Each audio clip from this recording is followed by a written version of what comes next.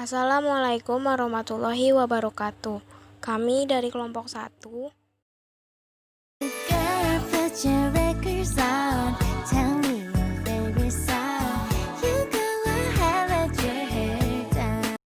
Di sini kami akan menjelaskan materi pendapatan nasional.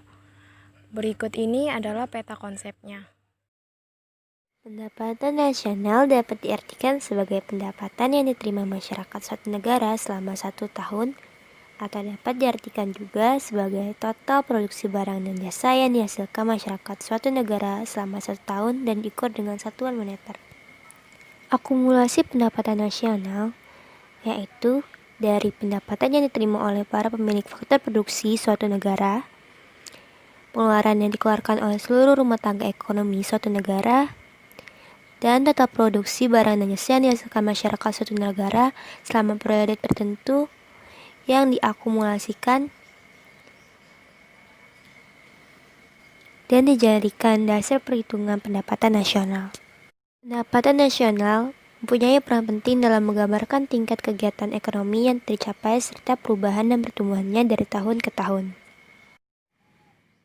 1. Mengetahui struktur perekonomian.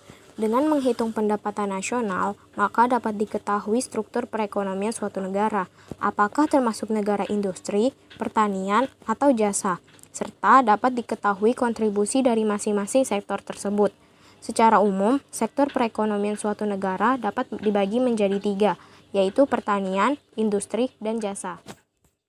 Kedua, membandingkan kemajuan perekonomian. Hasil perhitungan pendapatan nasional dapat dijadikan bahan untuk membandingkan kemajuan perekonomian dari tahun ke tahun. Apakah terjadi kenaikan atau penurunan? Apakah telah terjadi perubahan struktur perekonomian? Apakah telah terjadi kenaikan kemakmuran masyarakat? Atau apakah sudah terjadi kenaikan pendapatan per kapita berdasarkan jumlah penduduk pada periode perhitungan? 3. Membandingkan perekonomian antar negara. Hasil perhitungan pendapatan nasional dapat dijadikan bahan untuk membandingkan perekonomian suatu negara dengan negara lainnya.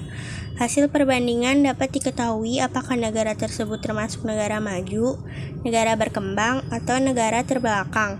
Pendapatan nasional Indonesia tentu lebih kecil jika dibandingkan dengan pendapatan nasional negara Inggris, sehingga dapat diketahui bahwa Inggris termasuk negara maju dan jauh lebih maju dibanding Indonesia.